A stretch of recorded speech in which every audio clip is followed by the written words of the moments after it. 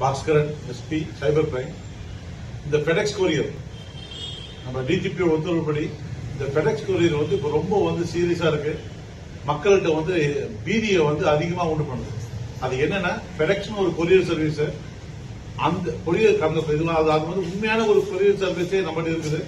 But இருந்தாலும் ஒரு ஃபேக்கா நாங்க தான் அந்த ஃபெடெக்ஸ் கொரியர் சர்வீஸ் பேசுறோம் சொல்லிட்டு தங்களை இன்ட்ரோடியூஸ் பண்ணிட்டு உங்களுக்கு பார்சல் வந்தா மாதிரி இல்ல நீங்க யாருக்கோ பார்சல் அனுப்புனா மாதிரி அது ஒரு இல்லீகல் பார்சல் என்று சொல்லிட்டு உங்களை முதல்ல ஒரு குற்றவாளியா உங்ககிட்ட காட்டி விட்டுட்டு அதுக்கப்புறம் உங்களுடைய ஐடி கார்டு, உங்களுடைய பேன் கார்டு, உங்களுடைய ஆதார் கார்டு தான் அதுல இருக்குதுன்னு சொல்லி உங்களை பயமுறுத்திட்டு உங்களை என்ன பண்றாங்க, நீங்க இப்ப போலீஸ் பேசுங்க, மும்பாயோடைய இந்த அந்தாரி போலீஸ் அவங்க கிட்ட பேசுங்கன்னு சொல்லிட்டு உங்களை அவங்க கிட்ட கால் டைவர்ட் பண்ணி விடுற மாதிரி பண்றாங்க. அந்த போலீஸ் என்ன பண்றாங்க, சார் நீங்க பேசுறத நான் கேள்விப்பட்டேன், நீங்க ஒன்னும் தப்பு பண்ண மாதிரி தெரியல, எதுக்கும் உங்களுடைய ஆதார் கார்டு இதெல்லாம் டீடைல்ஸ் கொடுங்கன்னு சொல்லி உங்ககிட்ட கேட்டு உங்ககிட்டயே வாங்கிக்கிறாங்க. அதுக்கப்புறம் சார் இதெல்லாம் ஒரே மாதிரி தான் இருக்குது, எனக்கு சந்தேகமா இருக்கு, நான் ஆர்பிஐ கிட்ட அனுப்புறேன் இல்ல சிபிஐ கிட்ட அனுப்புறேன் சொல்லி அங்கேயிருந்து ஒரு கால் டைவர்ட் பண்ணி அவங்கள ஸ்கைப் மூலியமா உங்களை பேச வைக்கிறாங்க.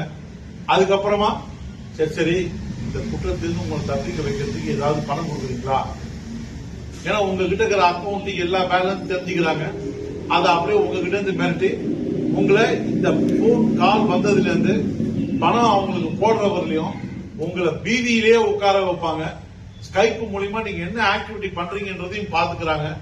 சோ இது ஒரு பெரிய பீதியில பண்றதால இன்னைக்கு இந்த ஃபெடெக்ஸ் கொரியர்ன்ற ஒரு அஃபென்ஸ் டைட்டிலே ஃபெடெக்ஸ் கொரியர் ஆயிடுது.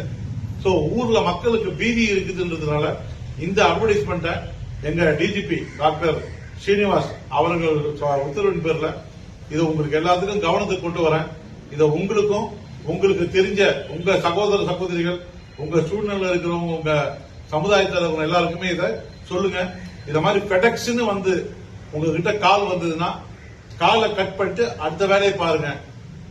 அதுக்கு செவி சாய்க்காதீங்க என்றதுதான் எங்களுடைய வேண்டுகோள். நன்றி, வணக்கம்.